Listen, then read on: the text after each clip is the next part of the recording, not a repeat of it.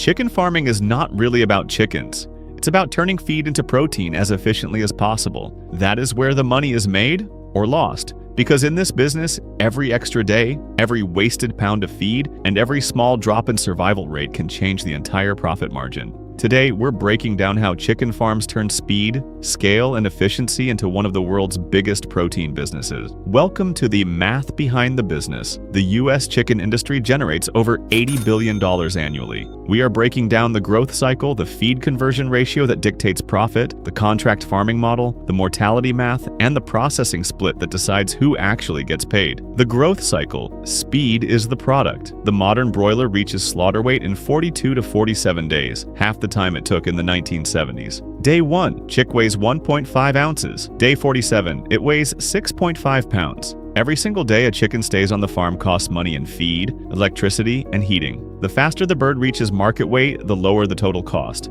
This brings us to the single most important number in chicken farming, the feed conversion ratio. FCR measures how many pounds of feed it takes to produce 1 pound of live weight. The 2026 industry average is 1.6 to 1.8. A farm running at 1.5 is highly profitable. A farm at 2.0 is likely losing money. On a flock of 40,000 birds reaching 6.5 pounds, at 1.6 FCR, 416,000 pounds of feed consumed. At 1.8 FCR, 468,000 pounds of feed consumed. Difference, 52,000 pounds of feed. At 18 cents per pound, that is $9,360 wasted on the exact same flock. The feed cost, where 60 to 70 cents of every dollar goes. Feed accounts for 60% to 70% of the total cost of raising a bird. Modern broiler feed is roughly 60% corn, 30% soybean meal, and 10% additives. A pound of complete feed costs 16 cents to 22 cents. A bird consuming 10.4 pounds of feed to reach 6.5 pounds costs $1.66 to $2.29 just in feed. Because feed is mostly corn, chicken farmers are indirectly trading corn futures. A 20% spike in corn prices directly increases production costs by 12% to 14%, with no ability to raise the price of the final bird in the short term. This is why large integrators use hedging strategies, locking in corn prices months in advance.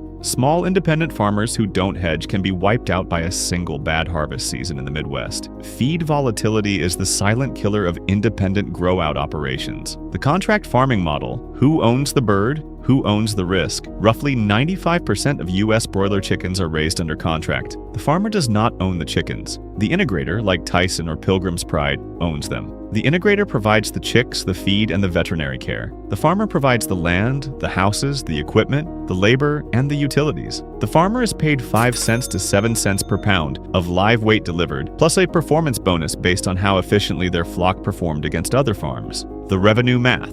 40,000 birds at 6.5 pounds, 260,000 pounds. At 6 cents per pound, $15,600 per flock. At 6 flocks per year, $93,600 in gross revenue. The farmer's costs, electricity, heating, and water, $8,000 to $14,000 per flock. Litter management, labor, and maintenance, $5,000 to $8,000 per flock. Annual debt service on the poultry houses, $15,000 to $25,000. Net income for the contract farmer, $25,000 to $55,000 per year on a $1.5 million to $3 million facility. The integrator owns the feed mill, the hatchery, the processing plant, and the brand. They capture the margin on the finished product. The farmer bears the operational risk of the grow-out phase but does not share in the upside of rising chicken prices. The mortality math. What dies on the farm? Not every chick makes it to processing. Acceptable mortality in a well-managed flock is 2% to 4%. A flock of 40,000 birds at 3% mortality loses 1,200 birds. Each lost bird consumed $1.50 to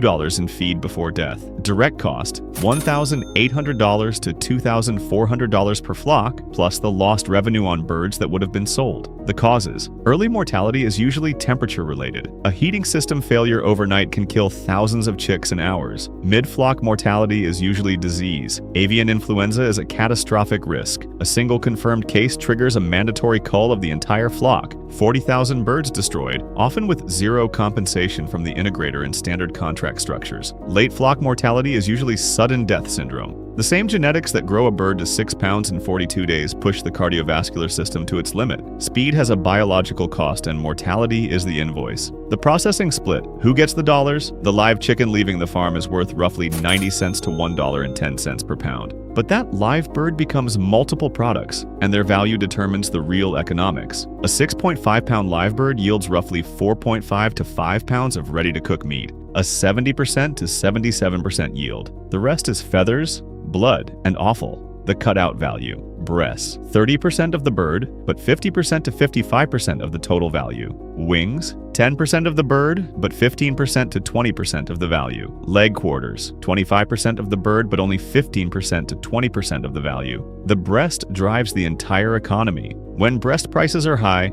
the integrator makes money. When they drop, the whole operation suffers. Processing a bird costs the integrator 25 cents to 40 cents per pound. A plant processing 1.5 million birds per week spreads its $30 million in annual fixed costs across 390 million pounds of meat. The per-pound overhead is thin, but it requires relentless volume to maintain. The verdict: scale or die. The chicken industry is one of the most scale-dependent food systems on Earth. The independent farm is disappearing. A farmer raising birds outside the contract system cannot access processing.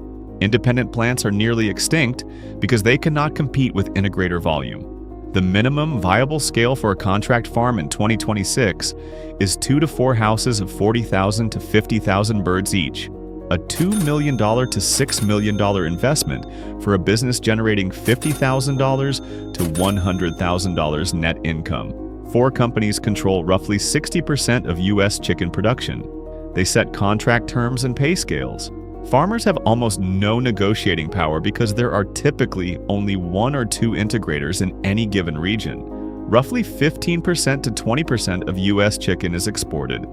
Dark meat and leg quarters, which command lower domestic prices, find strong demand in Mexico and China. Exports provide a price floor. When export markets close due to trade disputes or avian flu restrictions, the domestic market floods with dark meat, prices collapse, and integrators squeeze contract farmers harder to compensate. Chicken farming is an engineering problem disguised as agriculture.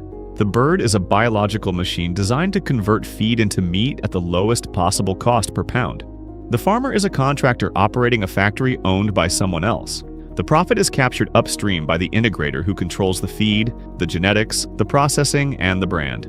The chicken industry feeds the world at prices no other protein can match. But the math that makes that possible is not kind to the person standing inside the chicken house. If this breakdown helped you see the numbers behind the nugget, let me know in the comments. And if you want to see the math behind other scaled food systems, hit that subscribe button. We have a lot more to uncover.